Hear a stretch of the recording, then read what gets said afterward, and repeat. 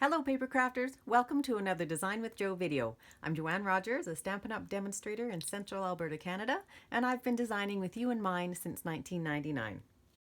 Today I want to share with you how to use the envelope punch board, which is a tool that's been around for a little while, but it's one that I think doesn't get as much use as it probably should, because we're going to use it both to make an envelope to coordinate with our card and also make a matching liner which really finishes off the envelope. To tell you some of the features about the envelope punch board, it has a little slot here that your burnishing tool fits in, and the tip is great for scoring, and you can use the side of it for burnishing and folding as well.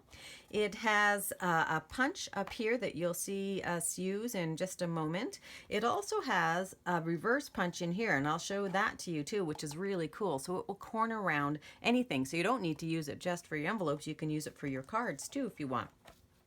It has the instructions here so that if you forget, it's easy to follow here. And then it also has quite a large number of envelope sizes that you can make. So it says, what is the card size that you want to have an envelope for?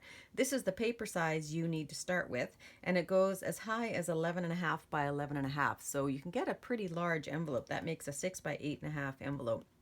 And then it tells you what the score line is. So to tell you a little bit more about how that works, we are going to be making one for the A2 card, which is 4 1/4 up here by 5 1/2. So 4 1/4 by 5 1/2 is almost right in the middle here. And it tells me I need an 8 by 8 piece of paper. And I have a score line at 3 1/2. So I've cut a piece of old olive to 8 by 8, and I'm going to first go to 3 1/2 on the left side of my envelope punch board. So I line up the left with my 3 1/2, I punch, and then I stick the tip just inside that little divot there, and along this line here, I didn't point it out before, there's a little trough, and you're gonna run that burnishing tool right in that trough. So I'm at 3 1/2, and I'm going to put the point in there and just run along that trough.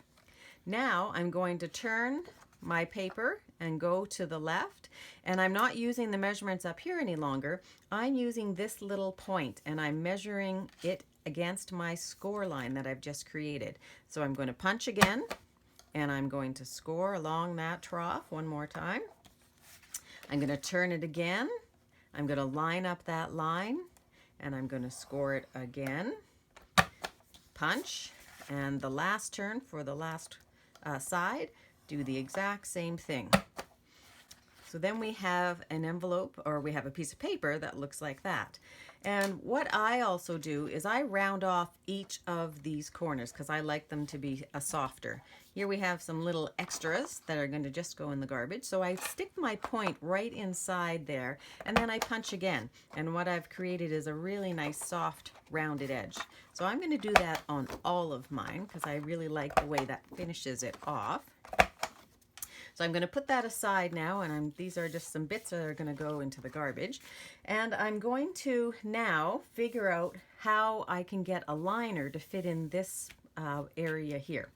So what I do is I take my ruler and I measure from this side right here down to the point, and you can see quite possibly that that's where those two lines meet, which is right in the center of that divot, and that is at 4 1/2. So I've already cut my paper to be 4 1/2 by 4 1/2. So we're going to pull our envelope punch board back in again, and I'm going to take, if this is 4 1/2, I'm going to take 1/8 inch off. So I want to move this to 4 3/8, and I want to punch. And then I'm going to, so this is one side, and I want to do the opposing side, so it's easier for me just to turn it upside down. Isn't that pretty paper on the other side? This is the Under the Mistletoe paper, which is in the 2018-19 catalog, and I just love the colors with the old olive and the real red.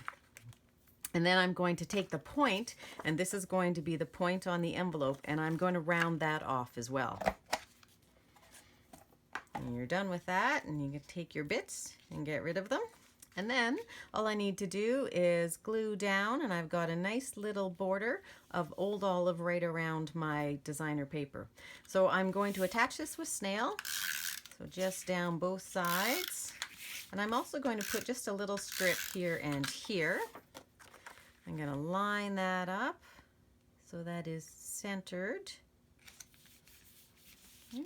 And now I'm going to fold along my score lines and make my envelope. So I'm going to pull in my bone folder. You could use this part if you don't have your bone folder with you close at hand, but I do. So I'm going to take all of these and just firm up those edges really nicely. And you can fold that down if you want. I'm not going to. Then decide which way you like the envelope. You can either put those flaps in first and have this one long one for the outside, or you can put that big one first and have this one down. I prefer the look of having the taller one here. So I open that up. I'm going to use some tear and tape because this could have a little bit of wear and tear, especially going through the mail post, and so I want something strong holding it together. So my tear and tape is going to go down here and on the other side as well. And then I'm just going to pull that off with my fingers. If you find it difficult to pull tear and tape off, use your pokey tool, your piercing tool, and then take the tip of it and stick it underneath the tear and tape, lift it up, and then it's an easy matter of just pulling that off. And then I'm going to just finish up my edges, and you've got, pull the card back in here again so that you can see, and then you've got a perfectly coordinated envelope for your card.